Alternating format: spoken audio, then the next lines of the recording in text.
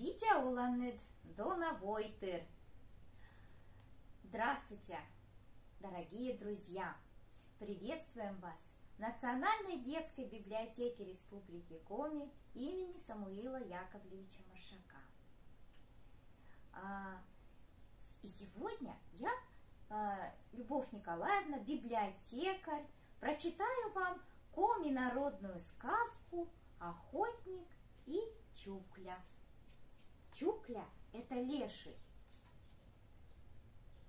Был у нас охотник молодой, да ловкий.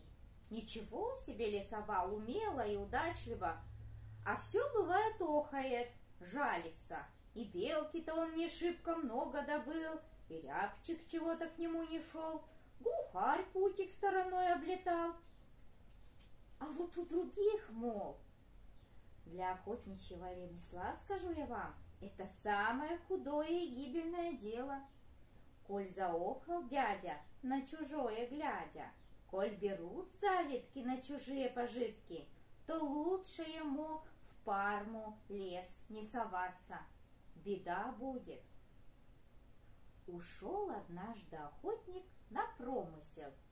Путик его был в самой что ни на есть глухомане. Там у него охотничья избушка имелась, лабаз крепкий. Расставил селки, всякие ловушки, стал обходить их каждый день. А ему поначалу и правда очень везло. Страдает парень, червяк его точит.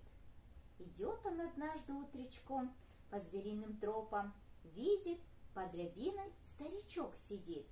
Сам невелик, а борода длинная, белая, рубаха на старике красная, как осенняя рябина, и шапчонка на гриб-боровик смахивает.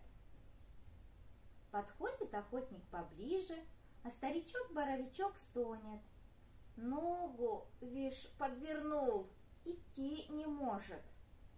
Рядом дубинка рябиновая лежит, а парень-то в душе наш добрый был.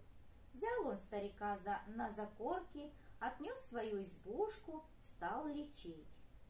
Кто лесованием занимается, тот ведь и травки всякие знает, и примочку сможет сготовить. Дня 3 прошло, старичок на ноги встал, собрался уходить от охотника, да говорит ему: «Долг платежом красен, добрый человек, всегда тебе удача будет. Только ты завидкам своим не давай волю, не желай поболя. А случись какая беда, ты меня на подмогу позови». Сказал старичок-боровичок, ступил за порог и как сквозь землю провалился. И что бы вы думали? Пошла охотнику удача, глухарей да тетерок, рябчиков да белок всего хватает. Доволен был парень, недолго, пока не привык к этой удаче. Потом снова стал самому себе жалиться. Вот если бы да кабы, он бы тогда не то что нынче. Утром вздыхает, вечером вздыхает, идет по своему путику, вздыхает. Вернулся он как-то в свою лесную баньку и думает: вот был бы у меня помощник, мы бы с ним вдвоем больше дичи добывали. Да где ж его взять-то? Пошел к ручью за водой, а сам все о помощнике думает. Дрова колет, а думка эта из головы не выходит. Очень ему хочется вдвое больше птицы и зверя добывать. Хоть бы, думает, Чукля из Яга в помощники ко мне пришел. Отложил охотник топор и вроде как в шутку крикнул: «Эй, Чукля, иди ко мне в помощники, разбогатеем!» Побежало эхо по вечерней Парме. Никто не ответил завистливому охотнику. Наколол он дровишек, сварил похлебку, за стол стол сел. Только было за ложку взялся, кто-то в окошко постучался и говорит: «Хозяин, не пустишь ли переночевать? Заблудился я». Пустил он путника в избушку. Кафтан на нем чудной какой-то, будто из зеленых листьев сшит, а на ногах сапоги берестяные, мхом поросшие. Сел гость за стол. Охотник накормил его ужином. Покалякали о том о сём.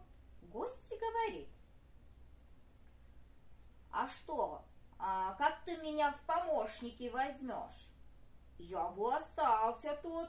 Охотничать-то я умею». Охотник думает: «Везет же мне! Нынче только подумал про напарника». «Оставайся», — говорит, — «беру тебя помощником». Лучину потушили и спать легли. Утром охотник растолковал помощнику, где ему надо силки расставлять. Они и разошлись по разным тропам. Вечером вернулись в избушку.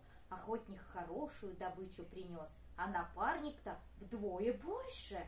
С тех пор у них так и повелось. Сколько бы ни принес охотник, помощник его в 2 раза переплюнет.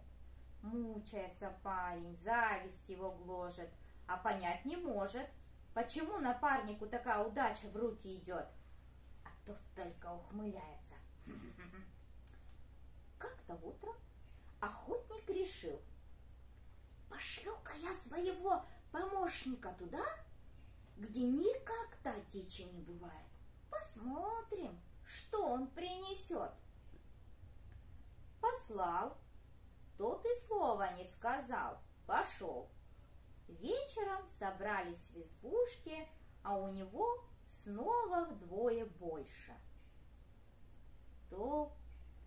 Только тогда и смехнул охотник, что беду накликал, ведь это и есть Чукля из Яга, которого он смехом звал к себе в помощники.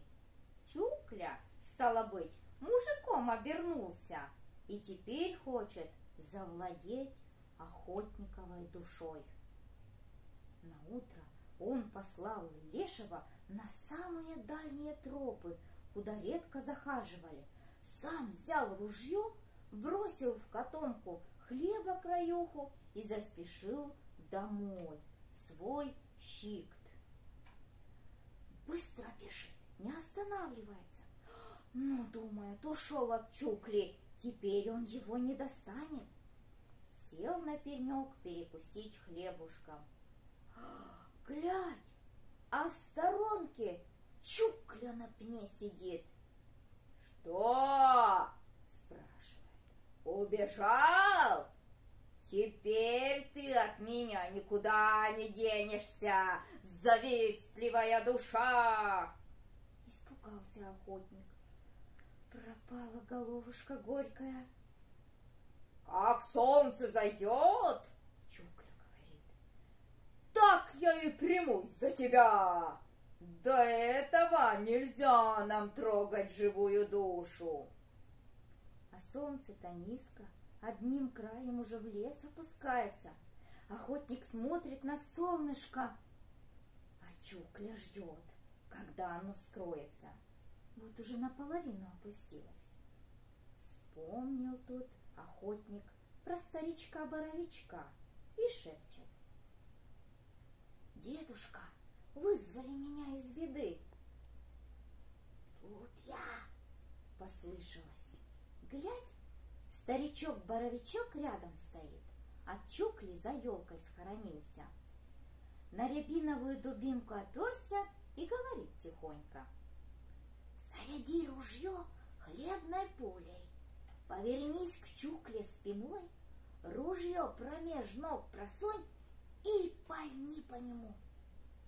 Над лесом-то краешек солнца уже осталось, еще чуточку, и последний лучик угаснет. Охотник побыстрей скатал хлебную пулю, зарядил ею ружье, повернулся спиной к лешему. Тут и последний луч потух. Чукля сразу свой страшный вид принял. Заревел он диким голосом. Только собрался кинуться на охотника, а тот и пальни в него этой самой хлебной пулей. Чукля 3 раза кувыркнулся, а сосну навернулся, заскулил и кинулся бежать. А старичок-боровичок говорит охотнику: «Твоя беда в твоей зависти, мил человек. Помни, в чужих руках ломать велик, а как нам достанется, мал покажется. Что ты добыл, все Чукля проглотил. Теперь только на свою удачу надейся». Охотник тот никогда больше не завидовал людям и надеялся только на себя.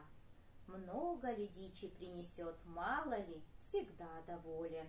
А и пустой придет, тоже доволен. Сам себя, говорит, принес, и то удача. Потому лешие к нему больше не липнут.